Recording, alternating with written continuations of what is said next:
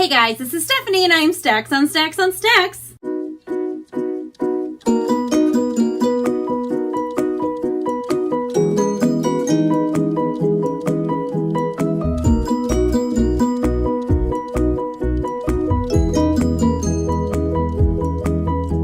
Today I'm coming to you with a tag video. I was tagged by Ordinary Reader to do the Book Superlatives Tag. This basically is like high school stereotypes and that kind of thing. So I thought I'd show you guys my yearbook. Yes, I graduated in the year 2000 because I'm old. Let's see, I am in here. I'm not in here a lot. I gotta be honest with you guys. High school was not my favorite time of life. I tolerated high school and I got through it as quickly as possible. And I didn't like it. Like most people, I didn't fit in and it wasn't my thing. I feel like I spent most of high school with my head down, with my nose in a book, avoiding other people. Yeah, it just wasn't, life after high school was better. Okay, I found this picture. It's not my senior picture, but that is my junior year picture. Oh yeah, short hair. And there I am as a blonde, dressed up as a clown-ish thing. I was part of the drug and alcohol-free club. Oh yes, I was. In high school, I was actually president of it. And we would go and dress up like clowns, but not too clowny, and talk to little kids about why you don't want to do drugs. And it'd always be really interesting when some kid would raise his hand and be like, my dad does meth. And I'm like, yay. I found it. Oh guys. Okay, now this is 2000s. Fresh out of the 90s, okay? Just keep that in mind. I'm there, down, there I am, right in the middle with the close-up headshot picture. That's not great. Hopefully this isn't blurry. Let's go back a little. Right there. That's me. Really great picture, huh? Actually, it was a pretty good picture. It's just, it was like a wide picture and you have to do a long picture and nobody told me that, so they just cropped it and did this. Whatever. It's high school. I could care less. But on to the tag. So number 1 is Best Dressed, a book with a beautiful cover. Now, I couldn't help but pick 2 of them, so I'm gonna just say that these books are sisters and you can't choose between sisters. Yeah. First one is my favorite thing is Monsters by Emile Ferris. This is beautiful. This is a graphic novel that is done all in ballpoint pen, and he did it on paper to make it look like it's like lined paper, and the back is beautiful and the spine is beautiful. The whole book is beautiful. This book could be prom queen. It's beautiful. And in this one, we're following a girl, I think this is in the 40s, and basically she has this overactive imagination. She sees herself as a monster who solves crimes. It is a book I haven't read yet, but it's a book I would like to read soon. And then that book's sister would have to be The Thrilling Adventures of Lovelace and Babbage, True Story by Sidney Poitier. And I feel like the camera doesn't do it justice. It's like a beautiful teal green. And then Naked, it's this beautiful hardcover. So cool. And the back is cool. And the inside flaps are cool. So this is kind of like that truly beautiful person in high school who is kind of beautiful on the inside and on the outside. I'm sure they existed. They just didn't go to high school with me. But you know what? There are many other high schools in the sea. Number 2, Class Clown, a book that made you lol. And for this one, I have to go with the classic, the wonderful, the Tina Fey, Bossy Pants. I love this book. It is hilarious. I have it in bookity book form so that I can look at all the pretty pictures like so. But I also have it on audiobook because she reads it on audiobook and it's even funnier if that's possible. It's possible. It's funny. It's very funny. For Jean Fay, Happy Mother's Day. I made this out of macaroni for you. What a good daughter. Funny book, makes me lol. Number 3, Cutest Couple, a book that features an OTP, which is a one true pairing. Now I was actually gonna go with Cress and Thorn for this, but I am gonna go a little bit outside of the YA box since we're talking about high school, and I'm gonna go with Ciri and the God King in Warbreaker. And I think I like this particular OTP because they didn't choose each other. It was like an arranged marriage. But the things, I can't talk about it. I'm going to spoil everything if I talk about it. But the things.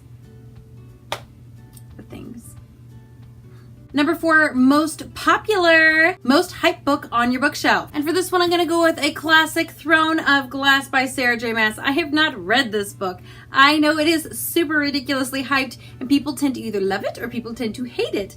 And I don't know where I stand on that fence yet, though I am going to read the Assassin Blade books first. It's like the 5 little novellas first. I had a few people tell me that, and some people were like, oh, it doesn't really matter. And then other people were like, you know, you probably like the first book better if you have that background. So I'll read that first, and then we'll see if this one lives up to being the most popular book on my bookshelf. No, people from high school didn't talk like that. Actually, some did. I don't want to talk about it. Number 5, nicest car. Most expensive book you own. And I actually, when I read nicest car, I thought of my friend Chris in high school had this, like, I thought it was this butt ugly 70s car. He fixed it up and he painted it like lime green. He took his senior pictures with it. Other guys took their senior pictures with it. Everybody was like, oh my gosh, this car is the what?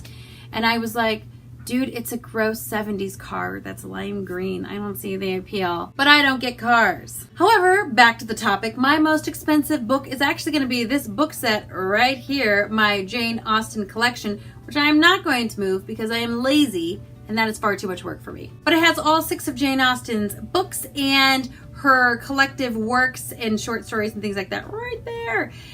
This was very expensive. My husband got it for me for Christmas last year. It was like $100 and some odd for the whole book set. I've never spent that much on books before, so I was like, what?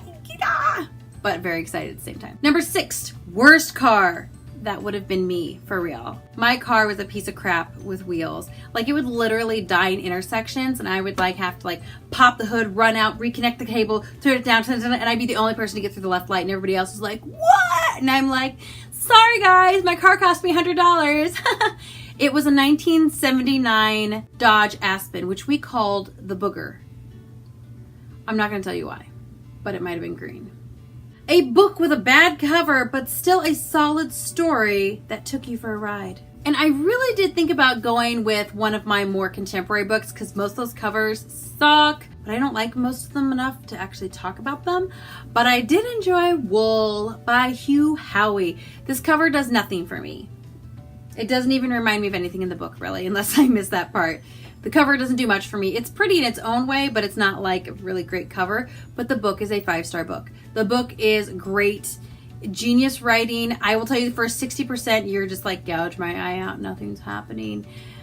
But there is a payoff, and it is worth it. So you should read it, because it's great. And it's a good reason why we don't judge books by its cover. Except we do. All right, number 7, biggest nerd. The nerdiest book you own. So for this, I went to my nonfiction section of my bookshelf, which is about 6 books. And I pulled off The Brain That Changes Itself. This is by Norman Doidge, MD. I actually got it because it talks about how you can retrain the brain after you have like a stroke. I actually got it after my grandmother had a huge stroke, and I wanted to better understand all of the OT stuff that she was doing and see if there was something that I could help her as a massage therapist. And actually there were some very good suggestions in here of things to do, parts of the brain to stimulate, and it was a really useful book. I did not read the whole thing. I read certain chapters, but I did like it. Insanely dry, but I was interested in the topic, so it kind of worked out. Nerd. I think everybody on BookTube is nerds. We're just a bunch of nerds, but you know what? We love it. We're the cool nerds. Well, all nerds are pretty cool, except for the creepy ones. Okay, number 8, most likely to be late. That would be me. I am on time with nothing except my work, and that is not even all the time. I'm late for everything. It's part of my charm. A book that is underhyped and you are still waiting for the fandom to arrive. And again, being my channel, I'm going to do 2. I'm going to say there are 2 twins that can't be on time anywhere. The first one is going to be Station 11 by Emily St. John Mandel. This is one I feel like I talked about a lot last year because I read it last summer and I loved it. This is a multi-perspective book that takes place in a slightly dystopian future. It's kind of a contemporary but a sci-fi at the same time. And we're kind of following a band of performers that are spreading joy in this futuristic world where they just have like encampments instead of cities and things like that. This is a book, it's not particularly new. It was only written 4 years ago, and I feel like I heard about it a little bit and then I didn't hear about it at all. And I feel like this is a book that is a lastingly good book. So it doesn't get the hype it deserves, and it's definitely memorable. The other one is one I also read last fall, and that is The Seven Husbands of Evelyn Hugo by Taylor Jenkins Reid. And this is one I might reread towards the end of the year because I really liked it last year, and I'd really like to read it again. This one, we are following the flashback of a Hollywood starlet who made her fame in the 50s for being a blonde bombshell, and you kind of go through each husband and why she married him, why she divorced him, or what happened there, and so on and so forth. And it kind of is jumping as a flashback back in the modern time. She's like giving her story to this reporter. I feel like this book is super underhyped. I've heard a handful of booktube channels be like, oh my goodness, this book is good. I haven't heard anybody say, oh my goodness, this book is crap. And I think that's because it is a very good book.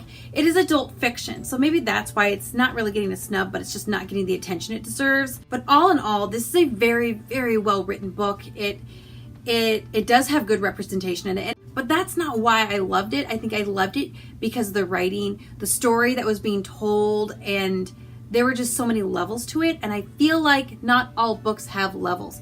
This book has levels, and I totally enjoyed that. Everybody's late to the party. Come on, guys, read the book. Number 9, Most Likely to Succeed. A first book in a series that goes places. And this one I went with what I think was an obvious one, and that is Red Rising by Pierce Brown. This is a book that goes places. This book is loaded with action. If you like action in books, you would love this series. It is a go, go, go, go book. You barely have time to breathe by the time you get to the end of it. It's really great. It really is. I've talked about this book before on my channel, so I'm not going to talk about the description today. Go ahead and watch any past video where you think I talk about it, because I will.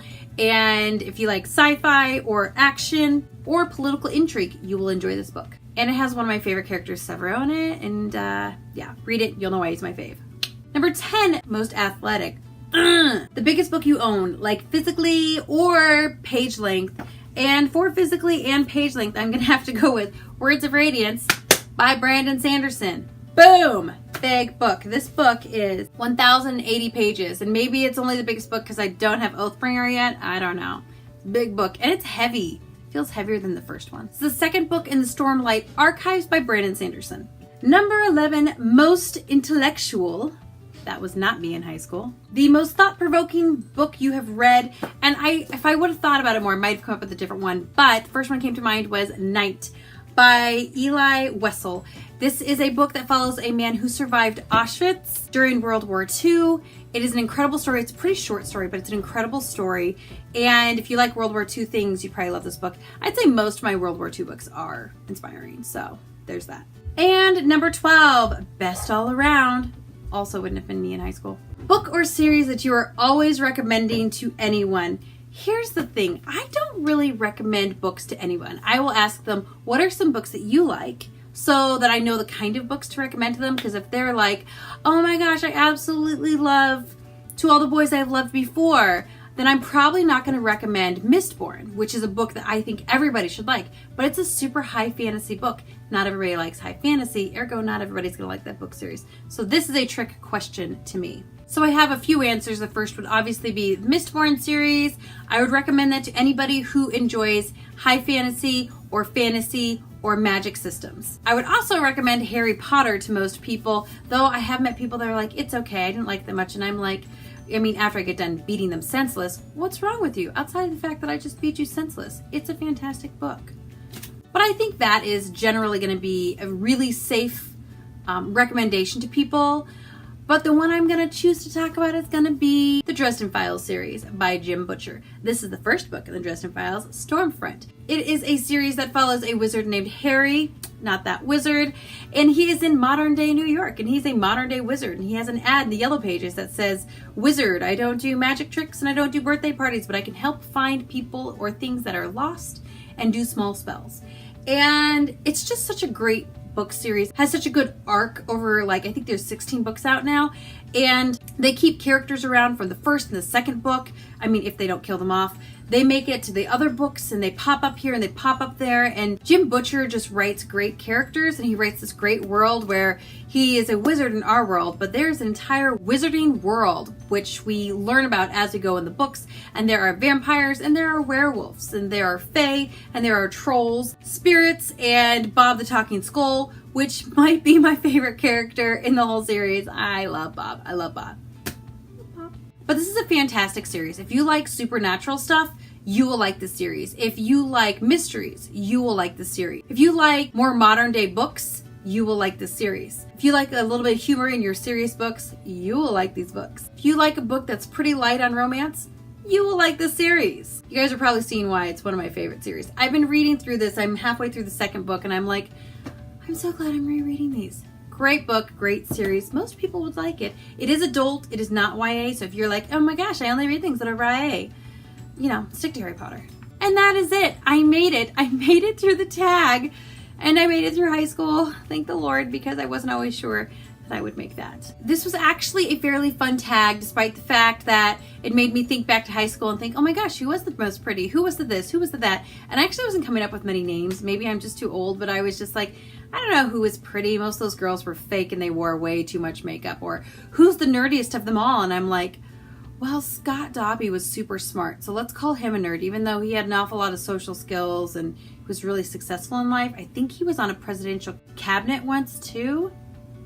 I don't remember now. But I'm going to go ahead and tag some people. I'm going to actually tag people I would love to hear some maybe tiny high school stories from. I'm going to tag April Sarah, Blonde and Bookish, Brushing Bookins, Cats and Camera, Happy Elephant Books, Jashana C, and Game of Tomes. Please leave a comment when you guys do this tag, because I totally want to see what your high school experiences are like and what books you would suggest. Please feel free to comment down below with what your best all-around book would be, the book you could recommend to pretty much everybody. That is the question I think I struggled with the most. I post videos on Tuesdays and Fridays, so you can always find me here then. Don't forget to like, and don't forget to subscribe. And don't forget to click the little bell icon so you can be notified every time I have a video up.